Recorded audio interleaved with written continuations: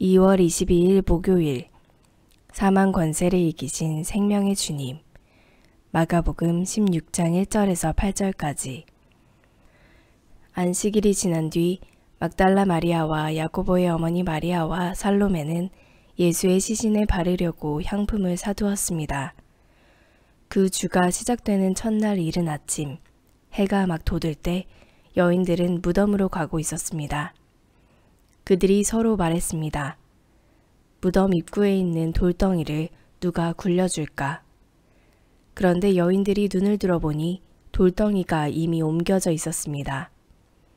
여인들이 무덤에 들어가 보니 흰옷 입은 한 청년이 오른쪽에 앉아 있었습니다. 그들은 깜짝 놀랐습니다. 그러자 그가 말했습니다. 놀라지 말라. 십자가에 못 박히신 나사렛 예수를 찾으러 온 것이 아니냐. 예수께서는 살아나셨다. 이제 여기 계시지 않는다. 여기 예수를 눕혔던 자리를 보라. 자, 이제 가서 그분들의 제자들과 베드로에게 전하라. 예수께서 너희보다 앞서 갈릴리로 가실 것이며 그분의 말씀대로 거기서 너희가 예수를 보게 될 것이다. 여인들은 넋을 잃고 벌벌 떨면서 무덤에서 도망쳐 나왔습니다. 너무나 무서워 아무에게 어떤 말도 할 수가 없었습니다. 오늘의 말씀 요약. 안식일 후 첫날, 여인들이 예수님 시신에 향품을 바르러 무덤에 가니 이미 무덤 입구에 돌이 굴려져 있었습니다. 흰옷을 입고 무덤 안에 앉은 한 청년이 여인들에게 예수님이 살아나셨고 이전에 말씀하신 대로 갈릴리로 가실 것이라고 제자들에게 전하라 합니다. 여인들은 넋을 잃고 무덤에서 도망합니다. 본문 해설. 천사가 전한 부활 소식.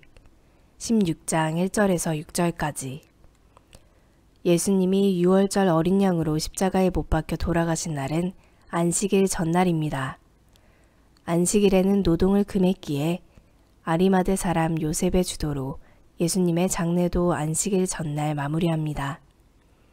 안식일 다음 날 이른 새벽이 되자 여인들이 향품을 준비해 예수님의 무덤을 찾아갑니다. 시신에 향품을 바르는 것은 부패하는 냄새를 중화시키기 위함입니다. 자기 소유로 예수님을 섬기던 여인들의 헌신이 예수님의 죽음 이후에도 이어집니다. 무덤을 막았던 매우 큰 돌이 이미 굴려져 있고 흰옷 입은 천사가 여인들에게 부활 소식을 전합니다. 예수님이 다시 살아나셨기에 예수님의 무덤은 빈 무덤입니다.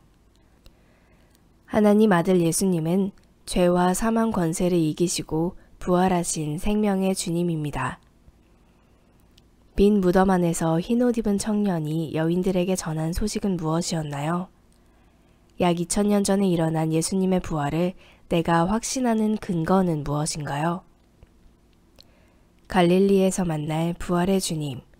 16장 7절에서 8절까지. 무덤을 찾아온 여인들은 부활의 증인입니다. 천사는 제자들에게 전할 말을 여인들에게 알려줍니다. 제자들 가운데 특별히 베드로의 이름을 언급한 이유는 예수님을 3번 부인하고 절망에 빠진 그를 새롭게 하시려는 의도로 봅니다. 갈릴리는 예수님이 사역을 시작하신 곳이며 베드로를 비롯한 대부분의 제자를 부르신 사명의 장소입니다. 부활의 주님은 하늘과 땅의 모든 권세를 가지신 하나님 아들입니다. 그분은 실패한 제자들을 격려하시고 새로운 사명을 위임하시기 위해 갈릴리에서 그들과 다시 만나실 것입니다. 그리고 제자들의 모든 허물을 덮으시고 그들을 부활의 증인으로 삼으실 것입니다. 부활하신 예수님이 갈릴리에서 제자들을 다시 만나시는 이유는 무엇일까요? 주님이 새로운 사명을 주시기 위해 나를 부르시는 곳은 어디인가요? 오늘의 기도. 부활하신 주님, 죽음의 권세도 주님의 부활을 막을 수 없음을 고백합니다. 예수님의 죽음과 부활로 드러난 하나님의 완전하고 놀라운 구원 계획이 제 삶에 유효하고 실제함을 기억하게 하소서. 다시 오실 주님을 대망하는 믿음을 주시고 일상을 부활신앙으로 살게 하소서. 묵상 에세이, 부정할 수 없는 절대 증거.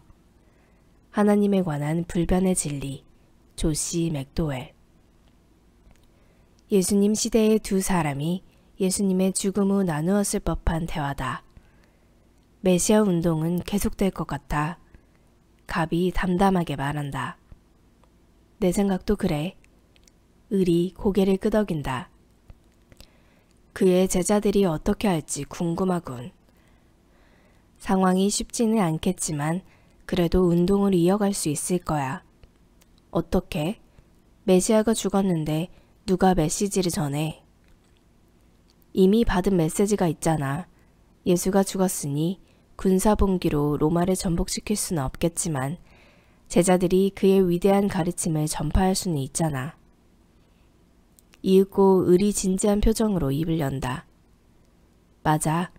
카리스마 넘치는 언변에 기적까지 일으키는 리더를 잃기는 했지만 그가 남긴 가르침이 있잖아.